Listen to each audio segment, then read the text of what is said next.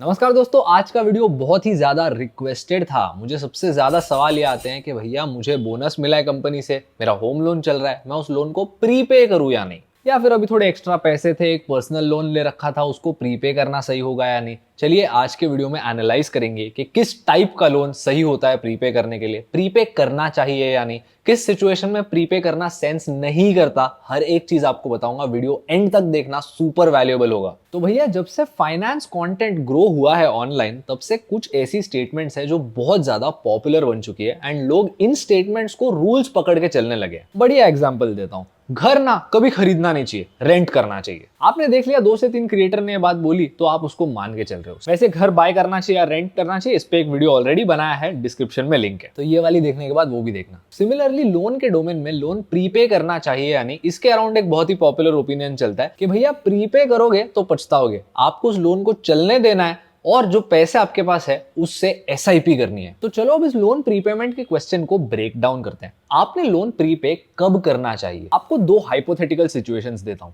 एक बंदा है जिसका होम लोन चल रहा है 6.05% के रेट पे। 6.05% क्यों? क्योंकि जब हमारे इंटरेस्ट रेट्स ऑल टाइम लो पर चल रहे थे तब कई लोगों ने इस रेट पर होम लोन लिया था। 6.05% एक काफी अट्रैक्टिव रेट है, बिकॉज इंडिया में इससे सस्ता होम लोन मिलना डिफिकल्ट है। और मान लो इस इंसान का होम लोन है 20 साल का, तो इस केस में उसने प्रीपे करना चाहिए या नहीं? लेट्स अज्यूम दैट इस इंसान की एज बहुत कम है, इसको स्टेबल इनकम भी मिलती है और इसके जो इन्वेस्टमेंट गोल्स है वो लॉन्ग टर्म है, जैसे शायद अपने बच्चे की पढ़ाई के लिए पैसे इन्वेस्ट करना, एक ऐसा गोल जो 10 से 15 साल बाद आएगा। इस केस में चलो आप ही मुझे बताइए, क्या आप एक रीजनेबल अमाउंट ऑफ कॉन्फिडेंस के साथ कह सकते हैं कि अगर ये इंसान स्टॉक मार्केट में इन्वेस्ट करता है 15 साल के लिए तो वो 6% से तो ज्यादा ही रिटर्न कमा पाएगा? The answer is yes, there is a very good chance. लेकिन अब यहीं पर मान लो एक दूसरा इंसान है जिसका एक पर्सनल लोन चल रहा है 18% पर एनम का, और इस इंसान के पास करंटली थोड़ा कैश है जिससे वो इस लोन को प्रीपे कर सकता है, लेकिन इस इंसान को पैसों की काफी ज्यादा जरूरत है। ये इंसान उम्र में भी बड़ा है और जनरली कहता है कि मुझे ज्यादा रिस्क लेना नहीं पसंद। तो अब मान लो यही सेम इंसान उस पहले इंसान को कॉपी करेगा और स्टॉक मार्केट में इन्वेस्ट कर देगा without pre paying his loan. बहुत बड़ी प्रॉब्लम होगी। सबसे पहला, यहाँ पर लोन का जो इंटरेस्ट रेट है वो पर्सनल लोन के हिसाब से 18% है, यानी होम लोन से 3 गुना ज्यादा। और चलो हम मान लेते हैं कि ये इंसान स्टॉक मार्केट से 18% कमा लेता है। ऐसा करने उसे बहुत ज्यादा रिस्क लेनी पड़ेगी जो उसे नहीं पसंद, प्लस उसकी एज भी ज्यादा है, तो ये ज्यादा रिस्क उसके लिए जस्टिफाइड भी शायद नहीं होगी। अब यहीं पर एक पर्सनल एक्सपीरियंस भी शेयर कर देता हूं। हमारा ये जो घर है इस पर अभी भी होम लोन चल रहा है। इस घर को मेरे पेरेंट्स ने 2006 में लिया था और उस टाइम से अब तक इसकी ईएमआई है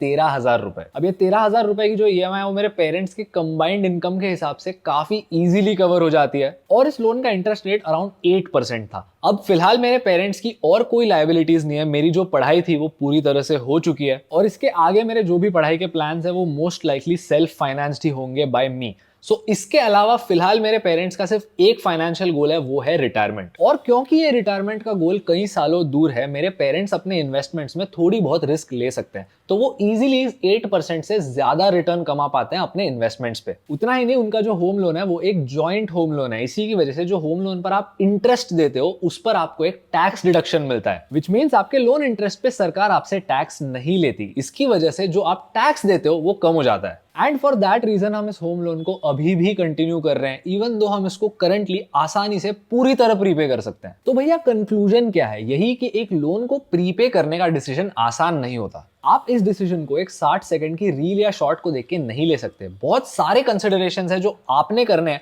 इन कंसिडरेशंस को मैं 2 पॉइंट में आपके लिए समराइज कर सकता हूं। सबसे पहला, क्या आप एक रिटर्न डिफरेंशियल को हार्वेस्ट कर सकते हैं? जैसे पहले इंसान के केस में होम लोन चल रहा था 6% पे और वो कहीं और 12 या 15% कमा पा रहा था। अगर ये चीज आप कर सकते हैं तो अब अपने आप से दूसरा सवाल पूछिए, वो यही है कि क्या मैं इस रिटर्न डिफरेंशियल को एक्सप्लॉइट करने अपने खुद के रिस्क प्रेफरेंसेस में रह पाऊंगा? क्योंकि यहां पर क्या होगा कि आपके पास जो एक्स्ट्रा पैसे हैं जिससे आप उस लोन को प्रीपे करने वाले थे, इन एक्स्ट्रा पैसों पर आप एक अच्छा खासा रिटर्न कमा सकते हैं। मतलब मान लो आपके पास 1 लाख रुपए एक्स्ट्रा पड़े हैं जिससे आप लोन को प्रीपे करने की सोच रहे हो, तो अब यहां पर इस लोन को प्रीपे करके जो भी 6-7% का इंटरेस्ट बचेगा, इससे ज्यादा फायदा आपको कहीं और मिलेगा अगर आप इस 1 लाख रुपए पे 12 या 15% कमा रहे हो। फॉर एग्जाम्पल, मान लो आपका एक बच्चा है जो कॉलेज के फर्स्ट ईयर में, ग्रेजुएशन के बाद आप उसे किसी दूसरे देश में भेजना चाहते हो पढ़ाई करने, विच नेचुरली मीन्स दैट आपको पैसों की जरूरत पड़ेगी 3 साल के अंदर। तो डज दैट मीन आप 3 साल के टाइम होराइजन के लिए स्टॉक मार्केट में इन्वेस्ट करोगे? ऐसा करने से आप अपने फंड्स को और बच्चे की पढ़ाई को खतरे में डालोगे। पॉइंट ये है कि जस्ट बिकॉज आपको कहीं और लोन से ज्यादा इंटरेस्ट रेट कमाने की अपॉर्चुनिटी मिल रही है, इसका ये मतलब नहीं कि वो अपॉर्चुनिटी आपके लिए सही होगी। आपके इन्वेस्टमेंट का टाइम होराइजन कितना है, आपके रिस्क प्रेफरेंसेस कैसे हैं, आपको स्टॉक मार्केट की वॉलेटिलिटी कितनी नहीं पसंद, ये सारी चीजें आपको कंसिडर करनी है बिफोर मेकिंग दैट डिसीजन। तो अगर आप अपने प्रीपेमेंट डिसीजन को इन 2 फैक्टर्स के कॉन्टेक्स्ट में देखते हो तो ये डिसीजन अपने आप ले पाओगे। एनीवे, अगर आपके दिमाग में कोई भी डाउट, कोई भी सवाल आए तो बिंदास उसे कमेंट्स में पोस्ट कीजिए, मैं उस डाउट को क्लियर करने की कोशिश करूंगा। और अगर आपको इस वीडियो से कुछ भी नया सीखने मिला तो प्लीज मेरे यूट्यूब चैनल को सब्सक्राइब कीजिए, क्योंकि मैं ऐसे हाई वैल्यू वीडियोस आपके लिए पोस्ट करता रहता हूं। मैं आपको मिलूंगा अगले वीडियो में। सी यू नेक्स्ट टाइम।